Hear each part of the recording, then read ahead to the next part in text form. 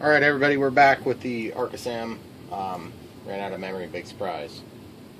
Okay, so throttle cuts on. We're trying to figure out the retractable motor system. The instructions are helpful, but not totally helpful. Okay, so we plug it in. This thing is not going to extend out until we turn off our throttle cut. Now it comes up. It doesn't start running, which is good. What I'm trying to figure out is there's two different trim pots, and they're talking about the up and down position, because you don't want it to buzz when it gets to certain positions because the servo is driving that. So that brings it down, and that brings it up. So we're going to run throttle. Then when we cut the throttle, we want this to drop back down. So now what we have to probably do is we have to change the throttle range on the radio.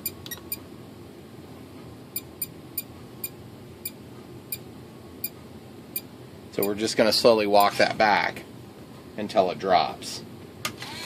Okay, so now it's dropped. So that's at almost minus 10%. So then I move the stick up, and it doesn't start running right away. But then if I do the throttle cut, it stops the prop and it puts it away neatly. Okay? And then I run the throttle stick all the way down, uncut the throttle, and it pops up. So that's the only thing now I have to work out, is I have to go to throttle cut, and right now it's at 110%. So I want throttle cut to be on, and that's okay, provided it doesn't drop it back. So what I'm doing is I've got the throttle stick down, throttle cut in is engaged.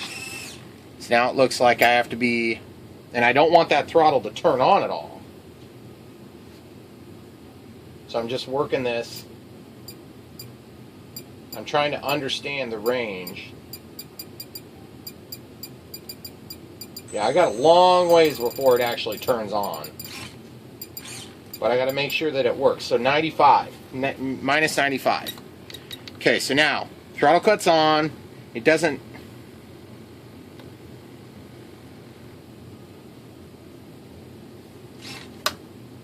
Dang it. Okay, so it returns to home. With throttle cut on. Okay, this is a little confusing. Let me figure it out. I'll tell you the settings. Alright, I finally have it working, so now I'll show you. I set my throttle range to, on the bottom side, to 115%. That means that when I move the throttle stick up, it presents the prop. As I advance, it eventually turns on. When I bring this throttle back, it brings it into the home position and it retracts it. Okay, alternatively, I've got throttle applied, and then I want to collapse it with the throttle cut. So I collapse it with the throttle cut, I got a short delay in time, and then it retracts. If I bring this to home position all the way down and then I uncut the throttle cut, nothing happens. So that's what you want. So you give it throttle, it advances, it gets ready to give you throttle, you get throttle, you shut it off, and then during flight this should work better. Okay, the other thing is I gotta address getting that thing to close. So that's all done. So now what I need to do is test it from scratch. So turning it on, throttle cuts on actually. Everything's working. Throttle cuts off. Advance the throttle up. Make sure everything works. There's your throttle. You shut it off. It locks into position. And it collapses. Throttle cuts on. Everything's safe. Okay. That's done. That was complicated. I did not have to change my throws at all.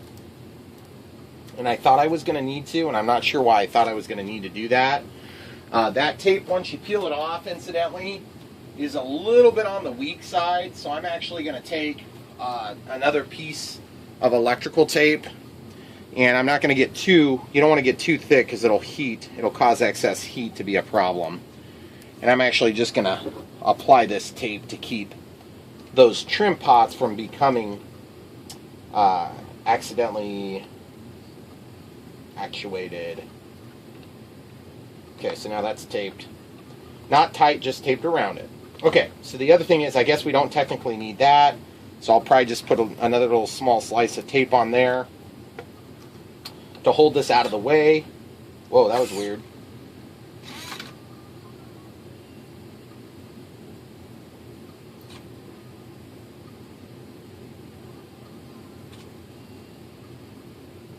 I wonder if I'm close to the position where it's going to make a change in condition. Either way, I'm just going to be careful with that. So I'm going to actually tape that one more time.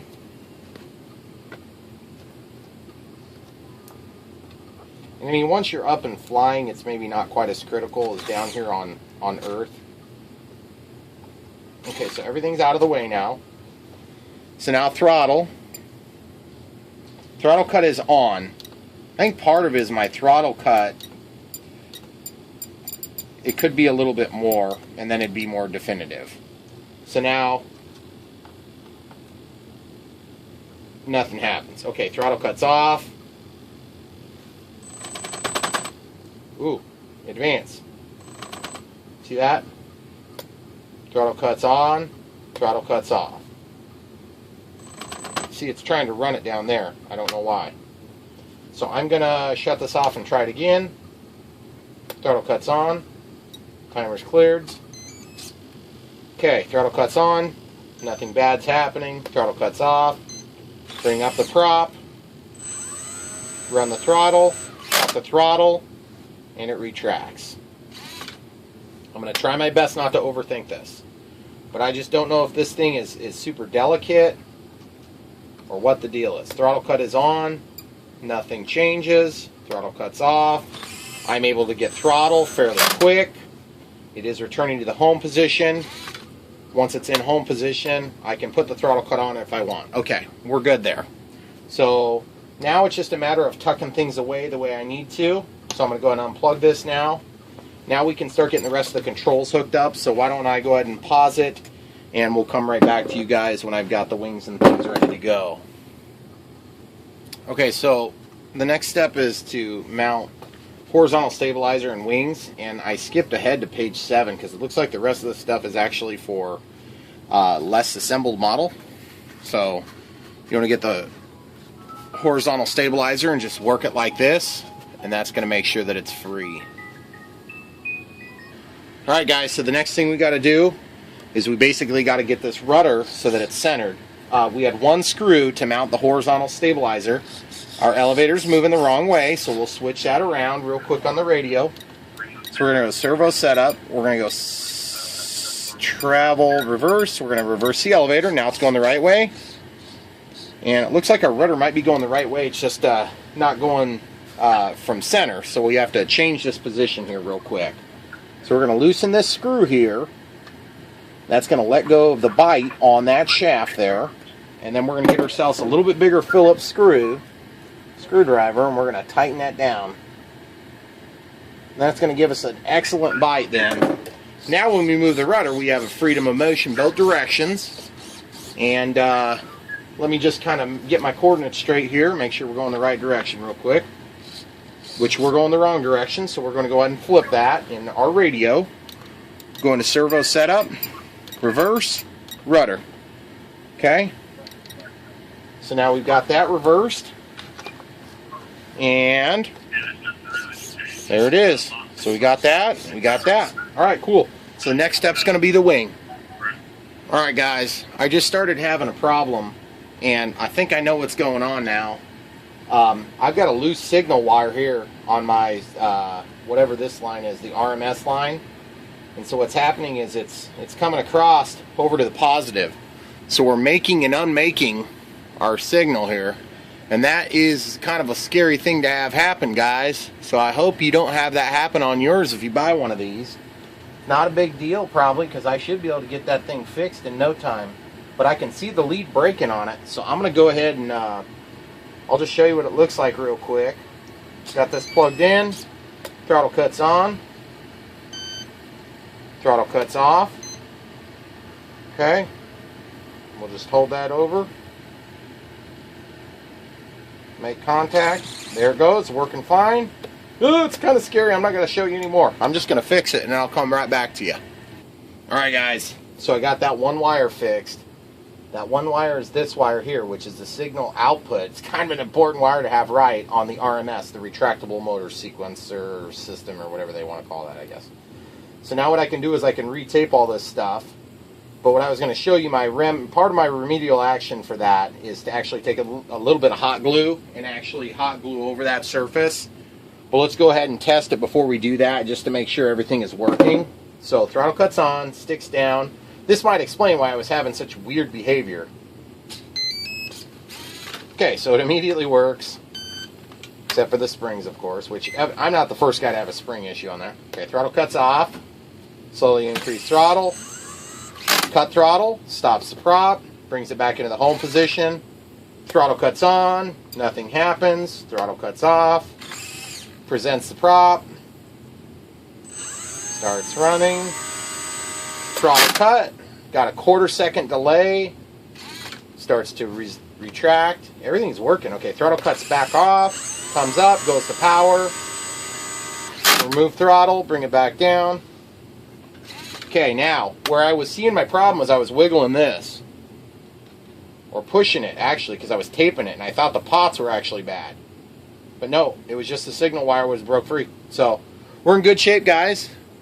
Hope you don't have that problem with your sequencer. I also hope that I didn't have the camera pointed away from it the whole time. But throttle cuts on, works perfect, no action. Throttle cuts off, presents the prop, runs throttle, brings it up to pace, cut throttle, collapses, retracts, brings it up, cut throttle this way, 1/4 second delay, locks it, brings it down. Awesome. Okay, real happy with that, guys. Everything's solid. Now I'm just going to hot glue that thing and tape it a little bit here. Okay, so I got my hot glue gun here. She's warm enough to work, and I'm just going to glue over the surface of that connection. And all that's going to do is it's going to give us some strain relief, so that if this would get yanked or whatever, lick my thumb, stick that heat shrink back down. The heat shrink that I had to cut to expose the connector, or the 3 connection points. I'm just going to goop a little bit of this hot glue up in there. Then I'm going to glue a little bit between them. Lick my fingers, touch it. Okay, so that's just going to set the glue. I'm going to go a little bit of glue in and around this connection, and a little bit of glue in and around this connection. Now I'm going to flip them upside down and do the exact same thing. And you don't probably want to do that with an ESC because it's going to have a lot of heat. And to be perfectly honest, I'm not exactly sure how hot this is going to get. But I can tell you I don't want this to fail while I'm flying, because that could potentially make a dead stick landing when I wasn't expecting it. Now, this is a glider. It shouldn't be a big deal to have a dead stick landing, but an unexpected dead stick landing is usually called a crash. So, anyhow, the next thing I'm going to do to help prevent a furthering of that condition is I'm going to take this away from the connection point, and I'm going to double back these wires, and I'm going to make an assembly out of this that's going to protect itself from having a loose connection again. So I think I can either glue it like this. I think I'll probably just tape it around here like that, something like that. And I got a little bit of this foam, and I'm just going to take and kind of double that up a little bit just to protect the components on that board and give a little bit of gap. And here I've got my 2 quick disconnects, and I'm just going to go, I'm torn between a zip tie and tape. Tape is probably a little bit more resilient, but it's also going to not allow for any heat dissipation. But honestly, I don't want this stuff to have pressure on it if this equipment gets flopped around during flight. So I'm just going to go ahead and go with tape on this one. Just one little piece of electrical tape to hold everything solid. Just like that. Nothing fantastic. I did a little bit of hot glue to keep those connectors from coming apart from one another. And then, of course, you want to keep these so that later on we can add that functionality if we decide to neglect the sequencer and just do it ourselves and handle our own sequencing. So I'm going to take this piece of tape and I'm just going to tape over that connection. And that's just going to kind of keep everything there nice and tidy for us for future reference if we need it. And then this stuff is going to get plopped down on the bottom of the plane, in the belly of the plane, and I'm going to slide it up under between these two servos. I'm hoping there's just enough room to get it in there.